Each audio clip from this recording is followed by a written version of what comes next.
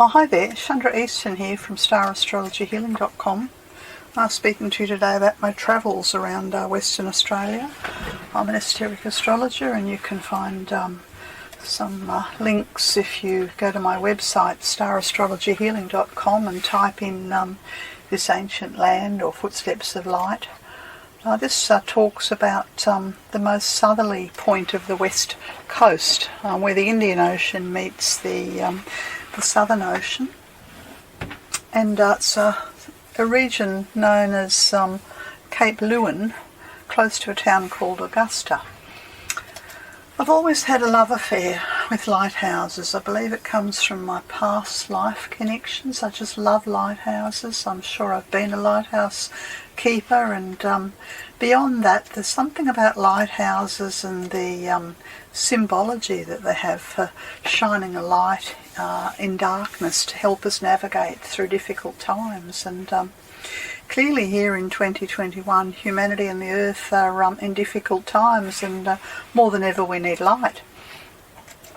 Anyway, I've headed south down to this region, and I discovered that the region where there are a lot of forests, very different from the rest of the state. It's a very forested corner of the southwest, and also what they call the Great Southern. And this area where the lighthouse is the region where the Wadani nation, the Aboriginal custodians. So this is their region, and Wadani simply means forest people by the sea. And they're one of the 14 Bibulan tribes. That's the language groups. And the Bibulan people stretch, the tribes as I understand it, stretch from Perth down through the southwest corner and down into Albany. And they've been here and they've had a connection to this region for 40,000 years.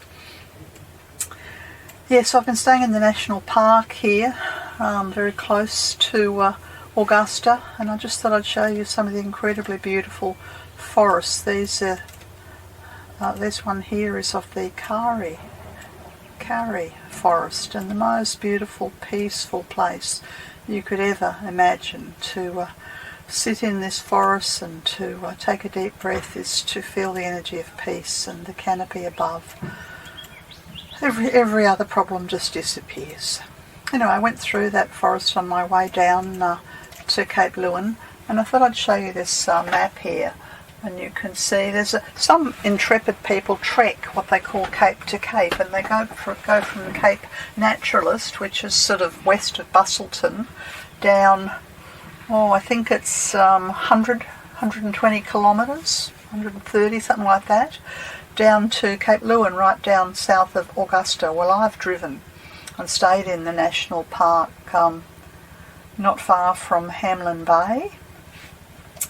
Yes, and the first view I had of the lighthouse was it sitting on its little peninsula, and then I had a bit of an explore to the coastline and the beaches around it, and I became very emotional when I got to this part of the continent. I think I've been travelling, and somehow or other my connection to the far north and up to Cape Leeuwin, where the cliffs are orange and the reefs are spectacular. That was the far northwest, and now I'm down in the far southwest. And there's something about the protection of the land and protection of humanity through this period known as the Great Change, where we're moving through, where the coastline is fragile and vulnerable. And we all know about global warming and the vulnerability of those who live near the coast, and I could feel a very, very strong angelic protection around this southwest region that sort of covers the district from sort of Perth to Albany, really, and I'm right smack bang in the middle of it. And when you stand on the peninsula and you look to the right and north, this is the Indian Ocean one sees, and that's the Indian Ocean in front of you there with those fantastic rocks, very wild country, and big signs up saying how dangerous this place is. For goodness sakes, don't go swimming there. And if you look to the left, this is the Great Southern Ocean. Now, the Cape Leeuwin Lighthouse, this is a fantastic picture here, it's not mine, is the highest, I think they said 39, but it could have been 37 metres, the highest, tallest lighthouse on the Australian landscape. And on the Australian continent, I think there are 2 taller ones on islands off the coast of Australia, but on the continent it was put there because around about the late 19th century there were shipwrecks. And some of the shipwrecks had been caused by whales. You know, and you can see this sort of whale here attempting, that's a drawing, I guess, of what looks like a pretty cross kind of a whale trying to sort of tip over a sailing boat. And this is the region of the humpback and the southern right whales, and they migrate through here over several months of the year. And yes, and I went into the interpretive centre and they discussed the history of the lighthouse, and one of the things that I found interesting was that at a time when there was, I think it was, now was it yellow fever, some dreadful contagion that was being passed around the globe on sailing boats, and these are flags flying from the lighthouse, just communicating to the boat offshore that's trying to find out what is the contagion that they have on board. I think it might have been yellow fever. Yeah. Anyway, I find that very interesting given the times that we live in now. Another couple of images here of the beautiful, beautiful coastline, and this one here just gives you an idea of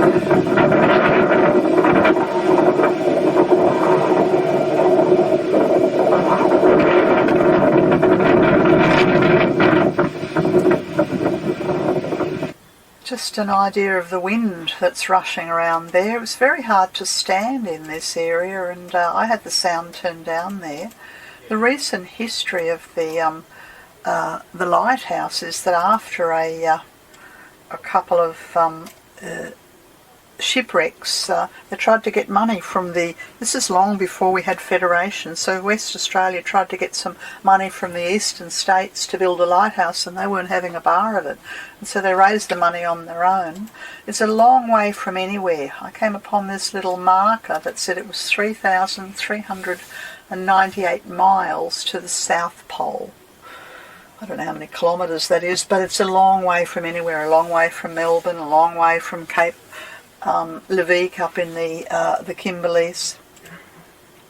A magnificent lighthouse constructed in 1895-96 after the shipwrecks that had happened, and there has been there's a little sign somewhere that says to the south is Antarctica and to the west is Africa. So it's a great marker on the continental coast. There has been a movie that's been cast and made. It's called The Light Between the Oceans, I think. Yeah, Light Between the Oceans. There's a preview to it on YouTube, and I have watched this movie, and if you're interested in lighthouses and you love them as I do, then you may find that movie beautiful. I forget how many steps there were, 350 or 60 or something or other, all the way up to the top for this fantastic view over this little rock here, and this is dead straight to the South Pole from this direction here. And I've got another clip here, and I've turned the sound down because the wind is blowing a gale, but I just wanted to show you the view from the balcony up the top, looking in all the directions.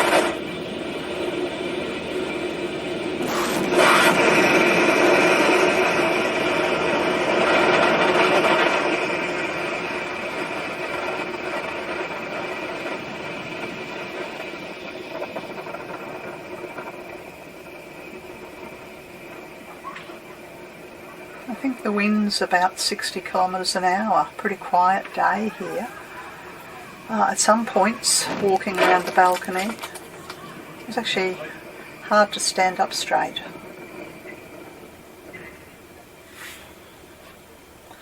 Yes, and they talked, part of the history of it was that there was a woman who was nearly, she was dressed in sort of Federation type clothing about the time of the opening of the lighthouse, I think, and nearly washed off the top, lifted up, her petticoats lifted up, and very nearly went over the edge. And there was also a speaker of, I think it was one of the lighthouse keepers' cats that actually was picked up and flung over the edge by the wind and for some unbeknown reason, managed to survive and landed in some bushes.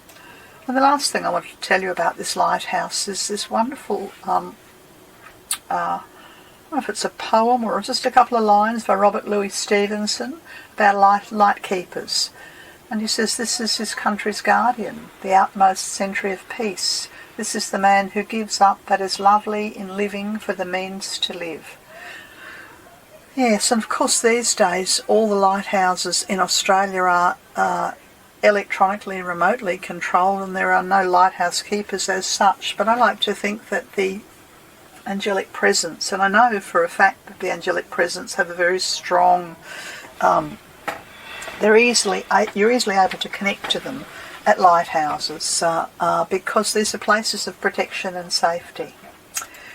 And never have we needed this more than right now, the connection to the light that shines upon darkness and helps us feel safe and secure.